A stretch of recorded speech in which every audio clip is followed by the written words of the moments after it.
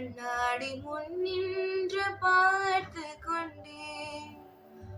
ஒன்றாக செய்திட 100 நாடகம் ஒத்திகைகள் செய்து எதிர்பார்த்திருந்தேன். எதிர்பாராமலே அவன்